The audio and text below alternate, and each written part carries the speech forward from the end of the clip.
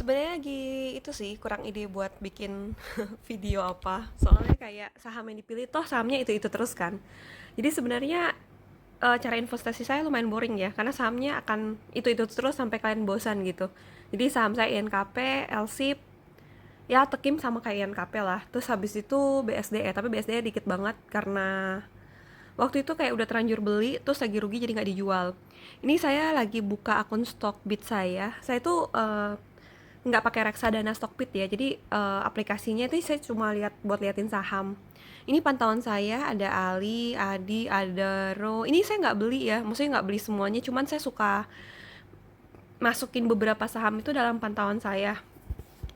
Jadi kalau misalnya nanti kayak INKP sama si LSIP udah naik, terus saya jual, saya tuh tahu mau beli saham apa berikutnya karena ada pantauan kan. Ini bukan saran beli ya, dan nggak semua saham di pantauan ini bagus, tapi ada beberapa yang ya buat dipantau aja gitu. Misalnya kayak Goto.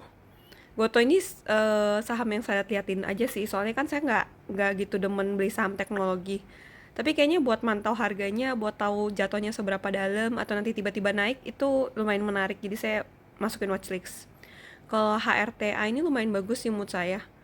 Dan karena dia perusahaan perhiasan, jadi saya lumayan tertarik sih karena emang suka perhiasan. Tapi valuasinya juga lumayan murah, cuma dia kurang liquid karena kapitalisnya itu nggak gede, market capnya itu nggak gede.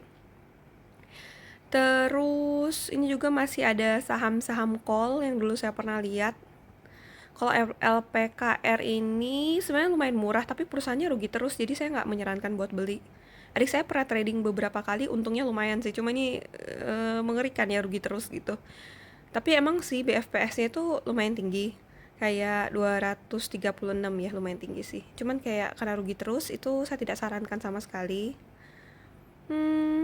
Terus MPMX dulu pernah beli, terus kayak pantauin aja sampai tau tiba-tiba jatuh 500 ya bisa beli lagi gitu.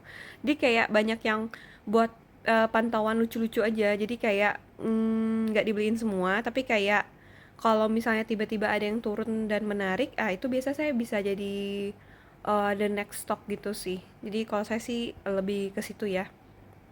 Lebih liatin saham-sahamnya gitu. Terus kalau untuk yang kayak konstruksi ini pantauan sektor kuat juga sih buat berikut-berikutnya ya. Kalau misalnya udah turun lumayan, itu mungkin bisa jadi sesuatu yang menarik.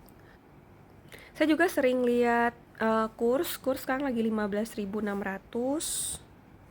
Sama ini harga pulp and paper. Pulp and paper itu lagi 284. Ini pulp and paper berarti untuk INKP sama Tekim ya, tapi saya punyanya INKP doang untuk sekarang. Kalau untuk saham utama, ini harganya sekarang 284,94. Di dalam 52 minggu, 1 tahun terakhir paling tinggi itu 289. Jadi 234 sampai 289. Jadi ini harganya menurut saya lagi oke ya. Kalau dari grafik juga lagi lumayan tinggi harganya. Jadi makanya saya lumayan yakin INKP karena harga pulp and papernya lagi tinggi, terus perusahaannya banyak ekspor, kurs rupiah juga lagi menggila, lagi naik banget, maksudnya kayak udah 15.000 lebih kan. Dulu itu hampir 16.000 ya saya liatinya, jadi kayak lumayan oke lah menurut saya. Terus kalau untuk CPO saya juga suka lihat pantauan harga ya, kayak iseng-iseng liatin tiap hari. Sekarang itu 4.110. Kalau dilihat dari sebelumnya itu emang pernah sampai 7.000 sih. Tapi kalau kalian perhatiin dari tahun-tahun yang sebelumnya banget, ini kayak harganya mungkin sekitar 2.000 kali ya kalau misalnya yang sebelum Covid. Ya, lumayan gak gitu mahal ya. Maksudnya kalau sekarang masih bagus gitu, masih tinggi banget harganya. Terus kalian bisa ngecekin di ini websitenya The Fed Federal, ya itulah. Itu meeting The Fed buat kenaikan suku bunga berikutnya itu tanggal 13 sampai 14 Desember. Konsensusnya sih paling kuat di 0,5% untuk kenaikannya 50 BPS lagi. Terus katanya mau slowing down. Kalau beneran slowing down sih atau setelah kenaikan itu ditahan, maksudnya MOM-nya itu positif, maksudnya udah nggak akan seagresif itu lagi. Saya rasa ya saham-sahamnya ada kemungkinan besar buat bullish gitu. Ini disclaimer on ya semuanya, saya bukan ahli, cuman cara saya berinvestasi seperti itu. Jadi untuk tanggal 13 sampai 14 Desember ini diawasi aja lah, tanggal itu bisa harganya entah turun banget atau naik banget, kayak tanggal-tanggal yang menentukan lah gitu. Saya juga di RTI Bisnis saya suka lihat indeks luar ya, kayak ini Dow Jones sih lagi naik, terus misalnya di Europe yang FTSE ini naik, terus kayak oh Nasdaq turun. Ini sebenarnya cuma lebih ke iseng-iseng lihat aja ya, karena nggak terpengaruh langsung, tapi kadang biasanya IHSG bisa ngikutin gitu. Kalau merah merah bareng gitu, kayak kalau merah banget semua indeks ini berarti ada sesuatu biasanya kayak gitu. Itu cuman kayak pantauan lucu-lucu aja. Sama Desember itu biasanya ada Windows dressing nih. Kalau kita lihat di si apa Stockbit itu ada seasonality. Nah, kita bisa lihat di sini. Biasanya ISG itu kalau Desember itu kalau historical ya, Desember itu 100% dia itu mengalami kenaikan. Jadi kalau kalian lihat kenaikannya itu rata-ratanya 3,24% selama dari tahun 2013 sampai 2021 gitu. Ya emang sih Desember tuh terkenal dengan Windows dressing. Januari biasanya ada ditulisnya itu Januari effect ya, atau Januari rally kalau nggak salah. Itu 70% kenaikannya di awal tahun. Jadi Januari sampai Maret. Terus Desember sih yang Windows dressing itu kegiatan dimana para apa ya, manajer investasi mau mempercantik laporan keuangannya mereka. Jadi mereka itu bisa kayak ngedongkrak harganya secara sementara biar mereka itu ada floating profit gitu di laporan mereka lah gitu. Menurut saya sih saham-saham yang kayak INKP sama LSIP itu ada kemungkinan di Windows dressing karena mereka perusahaannya bagus, masih under value, sama mereka itu termasuk big cap, jadi kapitalisnya gede gitu. Tapi ini disclaimer on ya, ini bukan saran buat beli atau jual gitu. Jadi ini kayak cara saya menaruh uang saya aja gitu. Jadi ya agak sedikit ada unsur gamblingnya ya. Saya rasa Desember bakal naik gitu, tapi belum tentu pasti 100% naik gitu. Cuman kalau ISG sih dari historical 2013 sampai 2021 itu hijau gitu.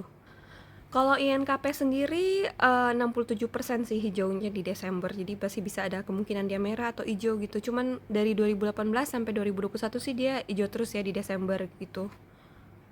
Kalau LSIP juga 67% hijau di Desember. Kalau LSIP ini, tapi kalau dilihat dari grafik dia itu naik turunnya itu lumayan menarik ya. Jadi kayak kalau dari sepengetahuan saya sih harusnya harganya udah disupport ya. Jadi kayak uh, dia sering banget ke 1300, 1400 gitu, dan laporan keuangannya ini belum keluar. Tapi kalau kalian cek di IHSG, bukan IHSG, maksud saya itu kalau kita cek dari IDX, jadi kita misalnya nih ketik LSIP, terus kita lihat triwulan 3, kalau di 2022 kan belum ada.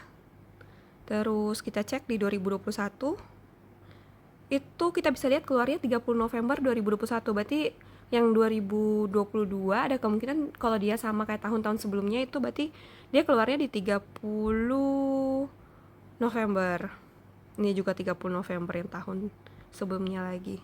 Tahun 2020, 2029. Nah, ini agak cepat sih dari 2019. Jadi menurut saya sih ada kemungkinan untuk yang 2022 untuk yang kuartal ketiga 2022 itu ada kemungkinan keluarnya juga di 30 November. Yang saya harapkan sih semoga di yang kuartal 3 2022 itu laporan keuangannya bagus. Kalau laporan keuangannya bagus, ada kemungkinan sahamnya bisa naik gitu, ada kemungkinan. Tapi kayak kalau misalnya jelek itu yang agak serem sih. Tapi saya sih berharap bagus gitu, karena kan harga CPO juga lagi bagus, dan ada berita kemarin ada bahan bakar yang 40%-nya akan dari CPO, jadi dicampur gitu buat kayak penghematan impor Indonesia, karena kan Indonesia itu masih impor minyak gitu dari luar. Jadi kalau mereka bisa mix sama CPO itu kan ada penghematan buat neraca Indonesia gitu. Jadi mereka impornya lebih dikit lah, intinya kayak gitu. Ya sebenarnya videonya ini video saya sih akan lumayan boring ya, karena kan kalau misalnya saya suka sama dua saham itu terus menerus. INKP aja saya belinya itu dari bulan apa ya, dari beberapa bulan yang lalu sih, dan dari harga 7 ribuan gitu, dan sampai sekarang saya tektokan terus. Jadi kemarin saya jualnya di 9.775 sampai 10 ribu, terus sekarang saya beli lagi average-nya sekitar 9.500-an. Jadi emang saya sering tektokan, nanti dia naik saya jual lagi, terus turun saya beli lagi gitu. Jadi kalau saya jual terus dia naik terus, ya udah saya ganti saham lain gitu. Sama LSIP saya beli udah lama, belum jual-jual karena harganya masih belum naik-naik ya. Jadi emang harus bersabar. Kalau saya sih bersedia untuk bersabar gitu. Videonya ini aja, semoga bermanfaat. Terima kasih.